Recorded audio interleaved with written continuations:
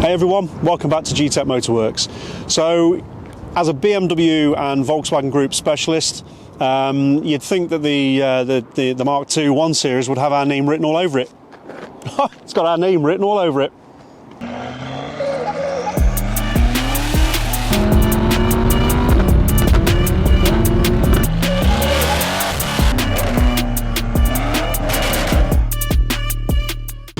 Okay, so if we're prepared to put our name on a car, that must think we must like it. We must think it's pretty good.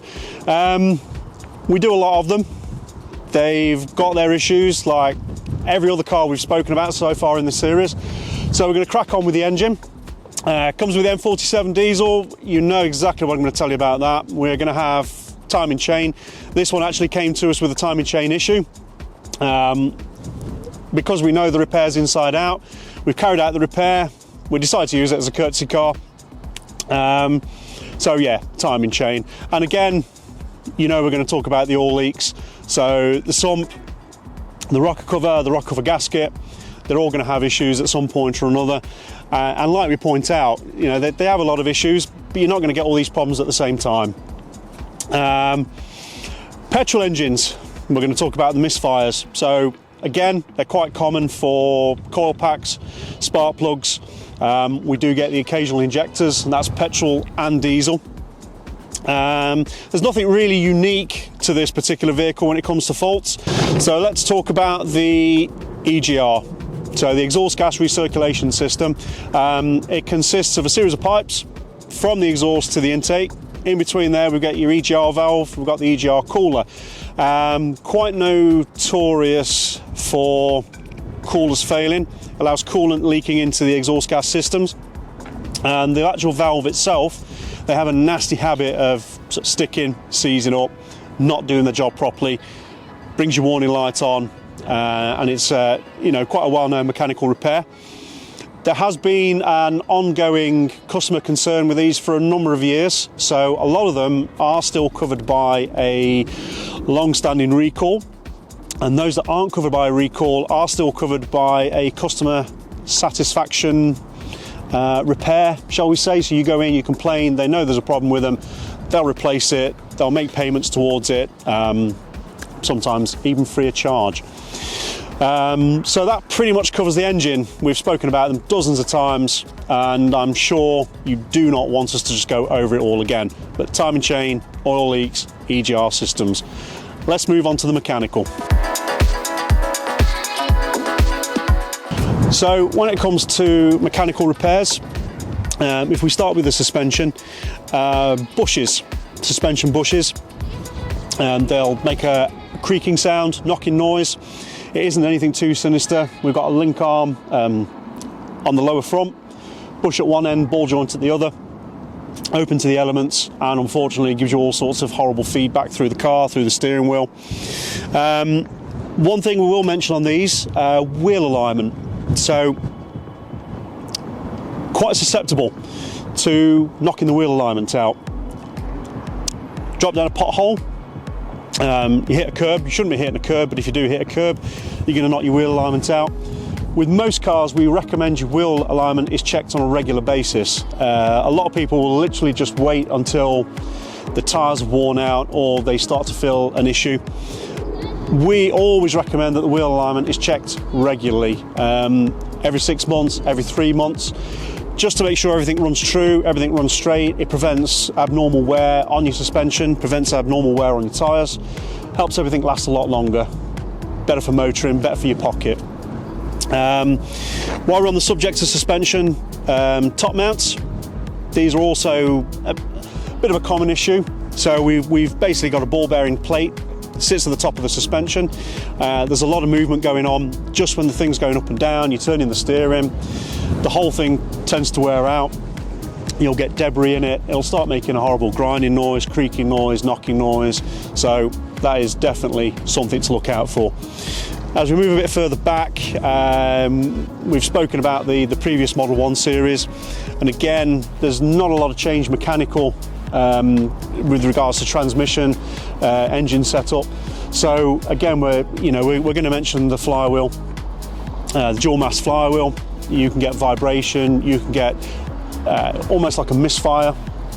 We'll also have issues with it making knocking noises. Get it changed, get your clutch on at the same time, and pretty much brings these things back up to new.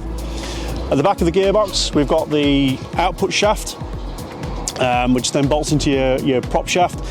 The seals on these, they will leak at some point or another, some more serious than others.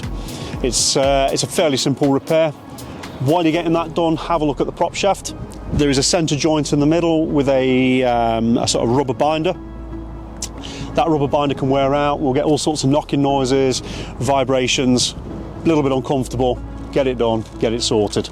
Okay, while we're on the subject of the drivetrain, your rear differential.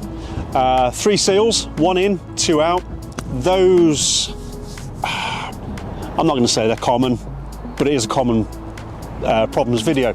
So yeah, they're quite common. Output shafts tend to leak more than the input shaft, but if you've got one leaking, you might as well change the lot. Your drive shafts, so they come out of your diff, bolt into the rear hubs. They have a reluctor ring on the outer part of the shaft. This is for the ABS operation. Now these have a nasty habit of expanding, cracking, going rusty. That gives you a poor signal up to your ABS, brings your ABS light on, your traction control light on, makes the car vibrate, feels very uncomfortable. But again, like most of the problems on these things, they're a fairly easy fix. It's something that we do at G-Tech all the time. So, you know, don't worry if your ABS light's coming on, don't worry about your traction light coming on. It's probably something to do with your drive shafts, and we can take care of that. So we're at the back end of the car. It's where your exhaust comes out. At the front end of the exhaust, we have a flexi joint. Obviously you don't want a solid connection from the front end of the exhaust to the back end of the exhaust because it would just vibrate. So they put a flexi joint in. This helps with the comfort and the driving experience. This flexi, if it moves a little bit too much, or if you've had a mechanical issue elsewhere on the car causing the engine to rock, this will unfortunately make your flexi joint split, and that will lead to all sorts of issues with your exhaust. Knocking about, vibrations at the front, vibrations at the back, catching the suspension, but it's all up that end. For a while you used to have to replace the catalytic converter or the DPF, very expensive repair. BMW saw the light and you can now actually get the flexi joint separately. Okay, so now we're going to move on to electrical, and as we've discussed with the earlier version of these, they didn't cram all of the electrics that they've crammed into the bigger models, and because of that, it actually works to its benefit. So we get less electrical problems with the 1 Series. A couple of issues that we do get, and they're well worth talking about. So I'm not sure if you can hear that, but we've actually got a fault with the door lock at the moment. And yeah, that is a bit of a common problem. So sometimes they don't unlock, sometimes they don't lock. We get issues with the windows not dropping as they should do when you've got your doors open, or in this case it just makes a horrible clunking noise and everyone stares at you in the car park. Rest of the wiring issues, so there is a sort of an outstanding recall on most of these models. Batteries in the boot, all the electrical stuff's at the front. They run a big wire from the front to the back, and unfortunately where it goes up behind the dashboard, they get a bit of a tight kink in it. Over time, with sort of like the heat, the cold, the movement of the vehicle, we get a breakdown in the wire. This can actually leave you with no electrics whatsoever. So if you've got one and you're worried about it, contact your BMW dealer, give us a call at G-Tech, and we'll let you know whether there is an outstanding recall on the vehicle. And the other thing really worth mentioning, the iDrive. So in the earlier models, the iDrive was a bit of a novelty, wasn't fitted to all of them. They started fitting it as standard to this model, but unfortunately the iDrive split into several systems. So you've got the media unit, you've got the controller, you've got the display screen. They've all got to communicate, and sometimes they don't. Flickering screens, nothing coming on, no sound, amplifier not working. They're all kind of linked together, but you know, it's not the end of the world. Everything can be sorted.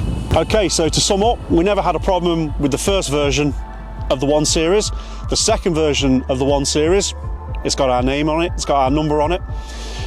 We hope to bring you a lot more of these common problem videos. If you want to hit those buttons, the like, share and subscribe, and we'll see you next time for another Common Problems video.